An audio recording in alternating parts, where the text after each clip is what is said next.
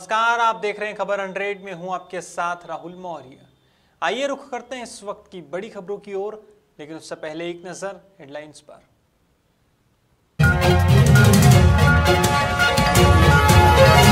मिश्रा का विपक्ष पर तीखा प्रहार, कांग्रेस नेता कमलनाथ की समीक्षा को लिया आड़े हाथों।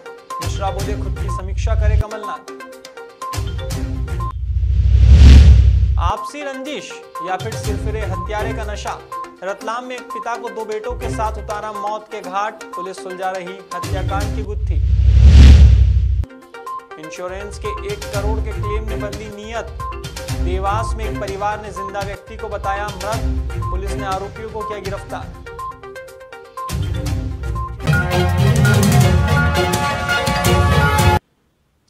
सोमवार को मध्य प्रदेश के गृह मंत्री नरोत्तम मिश्रा ने मीडिया से बात करते हुए कोरोना के क्षेत्र में जानकारी दी है। गृह मंत्री मिश्रा ने बताया कि इन दिनों प्रदेश में कोरोना की स्थिति नियंत्रण में है। 2 नए प्रकरण प्रदेश में देखने को मिले हैं, जिसके चलते एक्टिव केस की संख्या 92 हो गई है। इन सभी के बीच मिश्रा ने विपक्ष पर भी तीखा प्रहार किया है। उन्होंने कांग्रेस नेता कमलनाथ की समीक्षा को लेकर कहा कि परिस्थितियों का मंथन करने वाले पूर्व मुख्यमंत्री और पूर्व सांसद सब कुछ तो वही है, ऐसे में खुद की समीक्षा करे कमलनाथ। गृह मंत्री का यह बयान सुनाए आपको, लेकिन उससे पहले बता दें पीएम मोदी मध्य प्रदेश का दौरा करने वाले हैं, जिसको लेकर भी गृह मंत्री नरोत्तम मिश्रा ने बयान दिया है।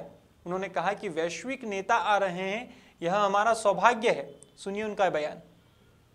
पिछले 24 घंटे में 3 नए प्रकरण मध्य प्रदेश के अंदर आए हैं, जबकि 11 लोग ठीक होकर अपने अपने घरों की ओर और गंतव्य की ओर गए हैं। मध्य प्रदेश के अंदर अब एक्टिव केसों की संख्या 92 रह गई है, 92। संक्रमण दर हमारी अब घटकर 0.01% मध्य प्रदेश की है, जबकि रिकवरी दर हमारी स्थिर 98.6 आज भी बनी हुई है। मंथन है परिस्थितियों का, मंथन करने वाले पूर्व मुख्यमंत्री, सो कॉल्ड तथाकथित भावी मुख्यमंत्री, नेता प्रतिपक्ष, कांग्रेस के अध्यक्ष, सब कुछ वही तो है। पूर्व सांसद हैं, पूर्व केंद्रीय मंत्री हैं। इंदौर के छतरीपुरा थाना क्षेत्र से छेड़छाड़ का मामला सामने आया है। यहां नाबालिग के साथ छेड़छाड़ की घटना घटित हुई है। पुलिस से मिली जानकारी के अनुसार 9 साल की बच्ची के साथ एक ठेले वाले ने अश्लील हरकत करने की कोशिश की है।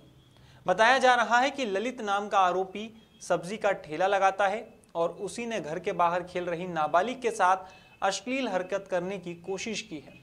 फिलहाल पुलिस ने पीड़िता की मां की शिकायत पर आरोपी ललित के खिलाफ केस दर्ज किया है और जांच पड़ताल शुरू की है। 9 साल की बालिका के साथ छेड़छाड़ हुई। 9 साल की बालिका जब उसके घर से थोड़ी दूर पर जा रही थी, तो एक ललित करके चंदन नगर का रहने वाला है, उसकी उम्र लगभग 60 साल की है, कटलरी का ठेला लगाता है। उसने उस बच्ची के साथ छेड़छाड़ की। थाने पर 354 के और पास्को एक्ट के तहत केस रजिस्टर्ड हुआ है। आरोपी को गिरफ्तार कर लिया है, अभी पेश करेंगे और जेल वारंट। आपसी रंजिश कहें या फिर सिरफिरे हत्यारे का नशा, दरअसल हम बात कर रहे हैं रतलाम जिले के सैलाना थाना क्षेत्र में हुए हत्याकांड की। यहां देवरुंदा गांव में एक पिता को उसके 2 बेटों के साथ मौत के घाट उतार दिया गया है। इस पूरे घटनाक्रम के चलते क्षेत्र में सनसनी फैली हुई है। बताया जा रहा है कि कुएं में तीनों के शव पानी की मोटर से बंधे हुए मिले हैं। अब इस घटना की सूचना मिलने के बाद पुलिस ने भी जांच पड़ताल शुरू की है, जिसके चलते एसपी गौरव तिवारी के साथ पूरा पुलिस विभाग घटनास्थल पर पहुंचा और मुआयना किया है। अब पुलिस तीनों की हत्या के पीछे जमीन विवाद की कड़ी को जोड़ रही है। पुलिस के अनुसार कुछ संदिग्धों को हिरासत में लेकर उनसे पूछताछ की जा रही है। ऐसे में जल्द ही मामले का खुलासा हो सकता है। आपको बता दें कि पुलिस ने कुछ संदिग्धों को, माफ कीजिएगा, कुछ संदिग्धों को अपनी हिरासत में लिया है, जिनसे पूछताछ चल रही है। ऐसे में आशंका जताई जा रही है कि जल्द ही इस मामले में खुलासा होगा और इस पूरे हत्याकांड के पीछे जो लोग छिपे हुए हैं उन्हें गिरफ्तार किया जाएगा। लगभग 4:30 बजे से धुमाल करने लग गए थे। कुंजा और कुंजा के साथ में थे सुखराम के साथ में तो उदय सिंह जब मैं खेत में काम कर रहा था तो बखर लगा रहा था, वहाँ पे आगे मेरे बखर के आगे लेट रहा था वो और बोलने लगा था कि मेरे को मारने ऐसे करो। पूनम चंद से वो बोला था पूनम चंद जेल भी जाऊँगा तो पूनम चंद मेरे को छुड़वा के ले आएगा। इस तरीके से वो बातें कर रहे थे। जब घर नहीं आए तो वहीं अड़ोस पड़ोस में ढूंढने की कोशिश करी, रिश्तेदारी में तलाशी ली तो वहाँ पर नहीं मिले, जिसके बावजूद फिर लगभग 7 बज गई होगा, कुएं पे गए, वहाँ पर मोटर नहीं थी। फिर गांव वाले आए, गांव में से 2-4 जने इकट्ठे हुए। फिर मैं कुएं में कूदने की तैयारी कर रहा था, उन्होंने बोला तू मत कुएं में कूद, हम खुद कूदेंगे और हमको कुछ अच्छा नहीं दिखा। तो मैंने पूछा उनसे ऐसा, तो मेरे को कुछ बताया नहीं उन्होंने, जिसके बावजूद मैं फिर गाँव इकट्ठा हुआ और कूदे तो वहीं मेरे भाई की और मेरे भतीजे की लाश मिली। घटना स्थल का मुआयना करने से ऐसा प्रतीत हो रहा है कि इसमें हत्या की गई है इन तीनों की। और वहाँ पर प्राथमिक विवेचना में जो ग्रामीणों से चर्चा करके और जो तथ्य अपने पास सामने आए हैं उससे पता लगा है कि इसका जो मृतक लक्ष्मण बाबर है उसके चाचा के साथ ही ज़मीन का विवाद चल रहा है। पिछले दिनों ज़मीन का बंटवारा हुआ था, उससे असंतुष्ट होकर ये आपस में कल इनकी विवाद हुआ था इनका। और एवं साथ में इनके पड़ोस में ही जो मृतक लक्ष्मण है उसके पड़ोस में एक परिवार है जो कि जिनसे कुएं का विवाद चल रहा है, कुएं के पानी लेने की बात को विवाद चल रहा है। तो प्रथम दृष्टया ये ज़मीन और कुएं की बात को लेकर हत्या की आशंका जताई जा रही है। इसमें तीनों की डेड बॉडी को पोस्टमार्टम के लिए जिला चिकित्सालय रतलाम रवाना किया गया है। मुझे लगता है कि 2-3 घंटे में ही पूरी स्थिति क्लियर हो जाएगी। जितने भी संदेही हैं सबको पुलिस ने राउंड अप कर लिया है। सभी संदेहियों से पूछताछ चल रही है और बहुत जल्दी हम लोग पूरे घटनाक्रम का खुलासा करेंगे। देवास में एक परिवार ने 1 करोड़ का क्लेम लेने के लिए एक जिंदा व्यक्ति को मृत घोषित करने में कोई कसर नहीं छोड़ी है। इस मामले में आरोपी खुद अपनी ही मौत का फरमान लेकर 1 करोड़ रुपए लेने के लिए निकल चुका है। दरअसल आरोपी अब्दुल हनीफ ने SBI की जीवन बीमा पॉलिसी यानी लाइफ इंश्योरेंस का प्लान लिया था, जिसकी सालाना किश्त लगभग 40,000 रुपए बैंक ने तय की थी। इस प्लान को ध्यान में रखते हुए अब्दुल हनीफ ने 4-4 हज़ार की 2 किश्तें तो भरी, लेकिन बाद में 1 करोड़ की कीमत ने अब्दुल की नीयत बदल दी। इसके बाद आरोपी अब्दुल ने अपने बेटे इकबाल और बहू की मदद से षड्यंत्र रचा। इस षड्यंत्र में डॉक्टर शाकिर मंसूरी ने भी भूमिका निभाई और अब्दुल को मृत बताया। इसके बाद यह सभी दस्तावेज बैंक को दिए गए और पॉलिसी के एवज में 1 करोड़ के लिए अप्लाई किया गया। हालांकि बैंक को शक हुआ और जांच पड़ताल शुरू की गई तो पूरा सच सामने आ गया।